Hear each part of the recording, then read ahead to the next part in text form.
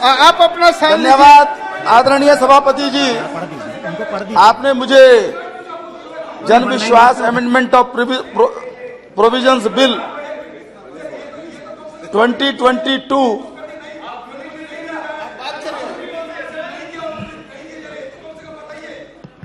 आपने मैंने दिया कि मैटर अंडर रूल मैं इसका आपको रूलिंग देता हूं। हमारे अध्यक्ष जी के आदेश अनुसार मैं सभा का ध्यान प्रक्रिया के नियमों के नियम 198 के उपनियम 2 की ओर उत्कृष्ट करना चाहूंगा, जिसमें यह उपबंध है कि जब एक बार उक्त नियम के अंतर्गत अनुमति प्रदान कर दी जाती है तो प्रस्ताव पर चर्चा की तारीख अध्यक्ष द्वारा नियत की जाएगी, जो ऐसी अनुमति प्रदान किए जाने के दिन से 10 दिन के भीतर होगी। परंपरा के अनुसार सभा द्वारा अविश्वास प्रस्ताव पेश करने की अनुमति प्रदान किए जाने के पश्चात अध्यक्ष सभा के नेता और राजनीतिक दलों के नेताओं से परामर्श करते हैं तथा अविश्वास प्रस्ताव पर चर्चा की तारीख और समय निर्धारित करते हैं। धन्यवाद। राजेंद्र अग्रवाल जी। जी धन्यवाद माननीय सभापति जी, आपने मुझे जन विश्वास अमेंडमेंट ऑफ प्रोविजंस बिल 2022 पर बोलने का अवसर प्रदान किया। मेरा आपसे निवेदन है आप अपने स्थान पे बैठिए। अभी काले कपड़ों पर बहुत बात हुई थी, मैं एक छोटा सा निवेदन करना चाहता हूं। 60 के दशक में एक प्रसिद्ध अभिनेता पर काले कपड़े पहनने पर प्रतिबंध लगाया गया था, कोलकाता में स्टैम्पीड हो गया था। मेरा निवेदन है कि कुछ माननीय सदस्यों पर जेंडर न्यूट्रल होकर के प्रतिबंध लगाया जाए ताकि देश में और प्रदेशों में शांति रह सके।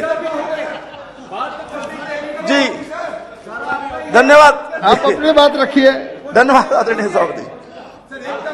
जन विश्वास amendment of provisions bill 2022 Lok Sabha में 22 दिसंबर 2022 को प्रस्तुत किया गया था तथा उसी दिन संयुक्त संसदीय समिति को भेज दिया गया था। वरिष्ठ सांसद श्री पीपी चौधरी जी की अध्यक्षता में यह समिति बनी तथा मुझे भी सदस्य होने के नाते समिति में सहभागी होने का सौभाग्य मिला। इस संशोधन विधेयक में छोटे तकनीकी और प्रक्रिया संबंधी भूल चूक के लिए दांडिक प्रावधान के भय को दूर कर कारोबार पर बल दिए जाने की परिकल्पना की गई है। यह विधेयक कारोबारी सुगमता, जीवन यापन सुगम बनाने और आत्मनिर्भर भारत के सपने को साकार करने में काफी सहायक सिद्ध होगा। माननीय सभापति जी, जैसा कि इस बिल के नाम से स्पष्ट है, जन सामान्य में शासन व्यवस्था के प्रति विश्वास में वृद्धि करने के लिए ईज ऑफ डूइंग बिजनेस, कारोबारी सुगमता के लिए इस बिल को लाया गया तथा इसमें 42 विभिन्न कानूनों के दंड विधान को संशोधित किया करके उनको डिक्रिमिनलाइज किया गया है। अनेक कानूनों में जुर्माने, फाइन के स्थान पर अर्थदंड यानी पेनल्टी का प्रावधान किया गया है ताकि नागरिकों को कारोबारी सुगमता प्राप्त हो सके। 19 मंत्रालयों विभागों से संबंधित इन 42 कानूनों में Indian post office act 1898, the environment protection act 1986, public liability insurance act 1991, information technology act, agriculture produce act, यानी ऐसे अनेक बिल हैं जो 1900 ब्रिटिश पीरियड के भी पहले के या ब्रिटिश पीरियड के समय के हैं। यहाँ यह उल्लेख करना उचित होगा कि माननीय मोदी जी के नेतृत्व में कारोबारी सुगमता के संबंध में 2014 से ही निरंतर काम हो रहा है, जिसके परिणाम स्वरूप 185 देशों की सूची में कारोबारी सुगमता की दृष्टि से 2013 में 132वें स्थान के मुकाबले 2020 तक हमने 63वें स्थान पर छलांग लगाई थी।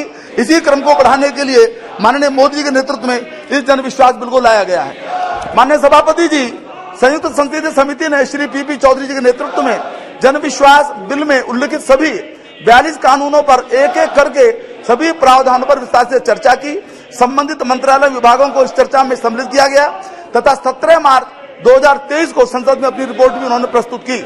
अध्यक्ष जी, जैसा मैंने कहा, इस बिल में कुछ कानूनों को डीक्रिमिनलाइज किया गया है ताकि कॉम्प्लायंस बर्डन कम हो सके।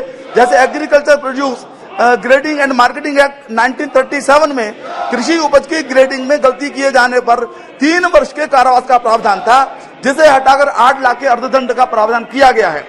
IT एक्ट 2000 में भी व्यक्तिगत जानकारी का खुलासा करने पर 3 वर्ष के कारावास तथा 5 लाख रुपए जुर्माने या दोनों का प्रावधान था, जिसके आधार पर 25 लाख रुपए अर्थदंड का प्रावधान किया गया। इसी प्रकार से अनेक स्थान, अनेक कानूनों में जो उनको डिक्रिमिनलाइज किया गया है। इसी प्रकार अनेक कानूनों में जुर्माने के स्थान पर दंड का प्रावधान किया गया है, ताकि उल्लंघन करने पर न्यायालय न जाना पड़े।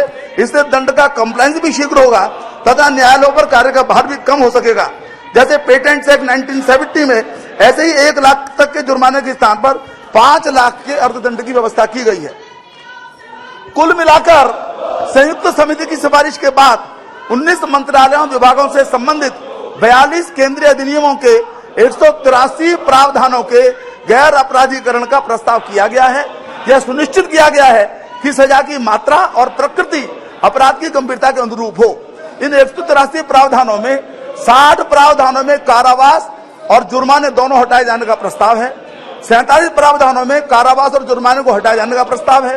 3 प्रावधानों में कारावास को हटाने का प्रस्ताव है। 10 प्रावधानों में जुर्माने को हटाए जाने का प्रस्ताव है। 2 प्रावधानों में कारावास को हटाए जाने और जुर्माने को बरकरार रखने का प्रस्ताव है। 7 प्रावधानों में कारावास को हटाए जाने और जुर्माने को बढ़ाने का प्रस्ताव है। 108 प्रावधानों में कारावास और जुर्माने को पेनल्टी में परिवर्तित करने का प्रस्ताव है। 80 प्रावधानों में कारावास और जुर्माने को पेनल्टी में परिवर्तित करने का प्रस्ताव है। 2 प्रावधानों में पेनल्टी में परिवर्तित करने का प्रस्ताव है। 26 प्रावधानों में जुर्माने को पेनल्टी में परिवर्तित करने का प्रस्ताव है। मैं बस समाप्त कर रहा हूं माननीय सभापति जी। कानून का उल्लंघन बार बार करने पर अर्थदंड को क्रमशः बढ़ाने का भी प्रावधान किया गया है। इस संशोधन बिल में अर्थदंड निश्चित करने के लिए न्याय निर्णयन यानी एडजुकेटिंग अधिकारियों की नियुक्ति करने तथा किसी निर्णय के विरुद्ध अपीलेट में जाने की भी व्यवस्था की गई है। माननीय सभापति जी, 42 कानूनों को संशोधित करके कारोबारी सुगमता को बढ़ाने वाला संशोधन बिल जन विश्वास में वृद्धि करेगा तथा आत्मनिर्भर भारत के माननीय प्रधानमंत्री श्री नरेंद्र मोदी जी के संकल्प को पूर्ण करने में सहायक होगा। मैं इसके लिए माननीय प्रधानमंत्री जी को और माननीय हमारे मंत्री श्री पीयूष गोयल जी को मैं उनका अभिनंदन करता हूं और मेरा संपूर्ण सदन से निवेदन है कि इस अत्यंत महत्वपूर्ण बिल को पास करने का कष्ट करें।